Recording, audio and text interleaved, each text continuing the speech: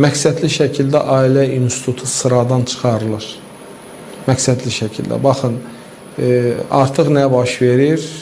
Boşanmaq bir demək dəbə çevrilibdir. Artıq gənclərin bir çox evlənmək istəmir. Narkotik, yəni çox məsələlər. Məsələn, bu nədir? Enerjik içkilərdən tutmuş, qeyri-sağlam qidalardan tutmuş. Ona görə də bizim əslində bugün gəncliyimiz çox ciddi bir təhdidlərlə üz-üzədir.